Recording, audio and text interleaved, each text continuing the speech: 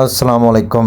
ਅੱਜ ਅਸੀਂ ਨਵੇਂ ਵਲੋਗ ਦੇ ਨਾਲ ਹਾਜ਼ਰ ਹੋਏ ਹਾਂ ਜਨਾਬ ਆਪਣੇ ਨਾਜ਼ਰੀਨ ਵਾਸਤੇ ਤੇ ਉਮੀਦ ਕਰਨਾ ਸਾਡੇ ਸਾਰੇ ਨਾਜ਼ਰੀਨ ਵੇਖਣ ਵਾਲੇ ਜਿੰਨੇ ਵੀ ਸਾਡੇ ਵੀਰ ਭਰਾ ਨੇ ਜਾਂ ਜਿਹੜੇ ਸਾਡੀ ਵੀਡੀਓ ਵੇਖਦੇ ਨੇ ਪਏ ਸਾਰੇ ਠੀਕ ਹੋਣਗੇ।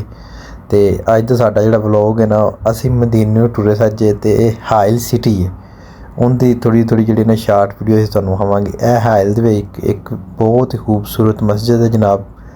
देखो तुसीं माशाअल्लाह बहुत ही प्यारी मस्जिद है। मैं गुजरिया तो मैं क्या चलो हाइल की वीडियो बनाइए तो मस्जिद की वीडियो ना हो तो हाइल की वीडियो मुकम्मल नहीं होती उन्नी देर तक। तो इस करके असीं ये वीडियो जी ना भी शामिल की है।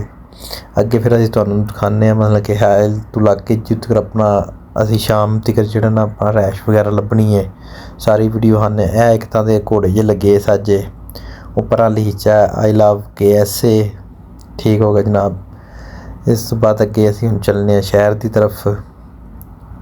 सानूं एक हुण होटल चाहिए इत्थे रहन वास्ते क्योंकि असीं हाइल आए काम में तकरीबन साडा 2 हफ्तियां दा ना 14-15 दिन का साडा इत्थे हाइल काम है। तो उस सिलसिले च असीं हुण इत्थे इस एरिए दे विच चैक कर रहे हैं होटल कित्थे मिले क्योंकि सानूं 3 कमरे चाहिए ने। असीं 4-5 बंदे हैगे जनाब।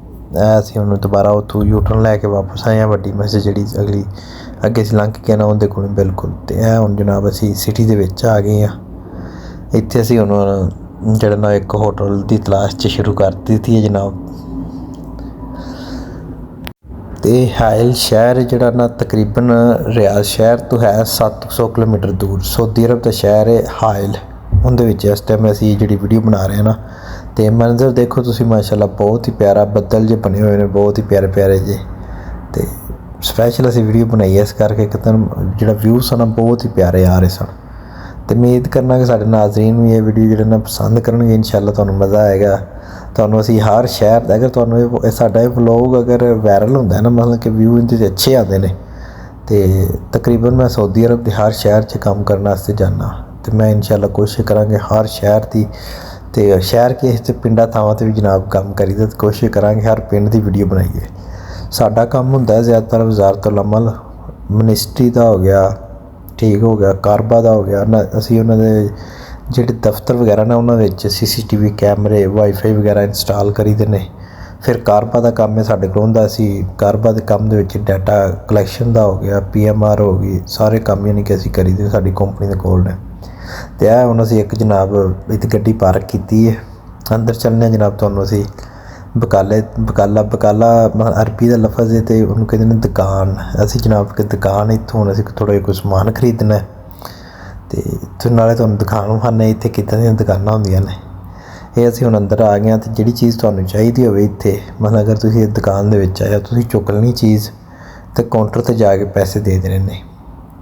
तुहानूं किसी बंदे ने अपना नहीं। फिर उस तो बाद नाल एक छोटा जिहा पार्क सज्जे असीं उधर आ गए एक छोटी जी मैं अद्धे मिनट की ना एक वीडियो पार्क की भी बना दी है ताकि इतने पार्क किदा दे ने। पाकिस्तान वाला हिसाब तो नहीं है लेकिन फिर भी ठीक है मतलब कि एडा कोई वो नहीं है जिवें बाकी थावां ते हुंदा ना इत्थे अमन अमानती है तुहाडी मतलब कि कोई टेंशन नहीं तुहानूं जिथे मर्जी लगे फिरो। उस तो बाद असीं हुण जनाब आ गए अपने होटल दे। मैं बाहर खड़ा सानूं फाइनली जिहड़ा ना होटल मिल गया जनाब। है होटल है जिहड़ा इस होटल के असीं हुण आना है तुहानूं जनाब अंदर चलो आ जाओ तुहानूं अंदर लैके चलीए। इत्थों एंट्री है जनाब अंदर जान दी। सामने रिसैप्शन है इस्तकबाल एरिया जिन्हों कहने असीं रिसैप्शन इंग्लिश च कहीदा। है रिसैप्शन एरिया थल्ले सोफे वगैरह लगे ने ठीक हो गया उन्होंने लाए ने अपना मजलस जिन्हों आपां कहीदा अरबी दे विच। असीं जनाब लिफ्ट दे विच बह गए जनाब तो लिफ्ट का जिहड़ा दरवाज़ा है जनाब खुल गया। असीं हुण आ गए हैं कोरीडोर एरिया जिन्हों आने असीं तो वह सामने कमरा साडा। मैं तुहानूं थोड़ा कोरीडोर का होर विजिट कराने चैक करो जी कैसा माहौल है। तो सामने चलने जनाब दरवाजे में असीं चाबी लाइए 201 नंबर जिहड़ा वो कमरा साडा यानी कि इनके अंदर ही कमरे ने दूजे भी। है जनाब हुण बैठक आ गई साडी जिन्हों अरबी च असीं मजलस कहने जनाब। इत्थे TV शीवी सब कुछ लगा है अपना। TV हो गया है नाल कार्नर दे विच आ जांदा जनाब। किचन है ने लाइटां चलाइयां ने जनाब ताकि थोड़ा जिहा व्यू जिहड़ा ना क्लीयर हो जाए। ओवन वगैरह इत्थे पिया है जनाब। चूल्हा पिया है गैस वाला अलमारियां लमूरियां ने ठीक हो गया जनाब। आज हुण तुहानूं असीं ना एक कमरा जिहड़ा ना वो चैक कराइए। है जनाब असीं कमरे दे विच आ गए 2 बैड लगे हुए ने जनाब। तो सामने खिड़की का कपड़ा बहुत खूबसूरत किया पा के रखा है, बड़ी शाइनिंग बन रही है इस कपड़े के नाल। तकिए दे नाल छोटा जिहा तकिया भी पिया, फिर छोटा उस कलर का है जनाब। दूजा कमरा हो गया जनाब, जिहड़ा वड्डा कमरा जिहदे 3 बैड लगे होंदे ने। ठीक हो गया जनाब, है ये रैश जनाब।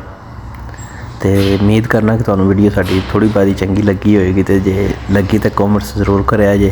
तो अल्लाह पाक तुहानूं अपने हिफ्ज़-ओ-मान च रखे। तो सानूं इजाज़त दो, अल्लाह निगहबान, तो अल्लाह हाफिज़। तो जांदे साडा चैनल जरूर सबसक्राइब कर दिया जी।